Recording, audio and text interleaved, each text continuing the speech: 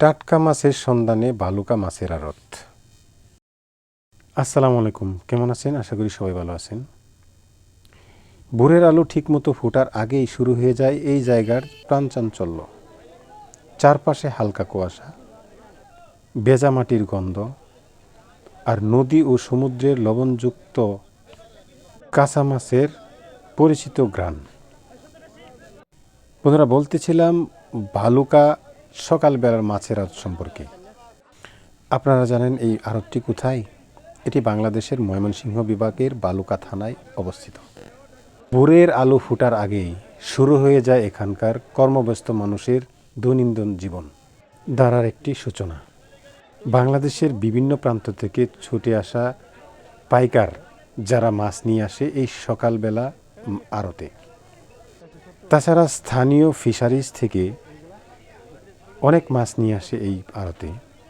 পাঙ্গাস, তেলাপিয়া, রুই, কাতল সহ বিভিন্ন প্রজাতির মাছ, যেখানে পাইকারি দামে টাটকা মাছ পাওয়ার এক নির্ভরযোগ্য স্থান। এই আড়তে পেয়ে যাবেন দেশীয় মাছ, যার মাছসহ সামুদ্রিক মাছ।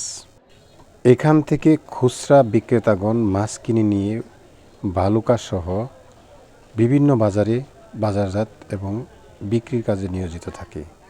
আমি বাংলাদেশের বিভিন্ন প্রান্তে ছুটে বেড়াই। বিভিন্ন এলাকার সুন্দর দৃশ্যসহ ওই এলাকার জীবনযাত্রার একটি সুন্দর বর্ণনা দিতে চেষ্টা করি। আজকে ভাবলাম যে ভালুকা মাছের আড়ত, যার পরিচিতি দেশব্যাপী, সে সম্পর্কে একটি ভিডিও বানাই। দেখুন এক আড়ত থেকে মাছ কেনার দৃশ্য।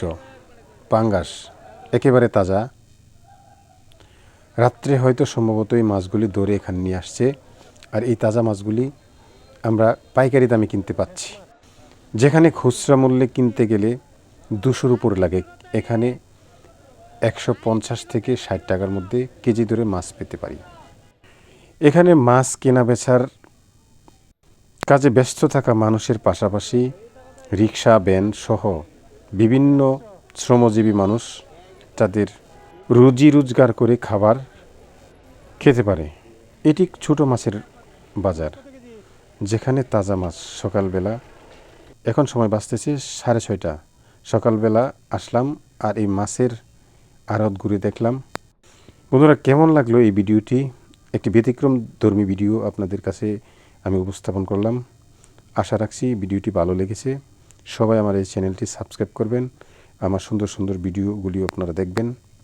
যারা এখন আমার চ্যানেলটি সাবস্ক্রাইব করেননি কিংবা ফলো করেননি, সবাই সাবস্ক্রাইব এবং ফলো করবেন। সবার সুস্বাস্থ্য কামনা করে বিদায় নিচ্ছি। আল্লাহ হাফেজ।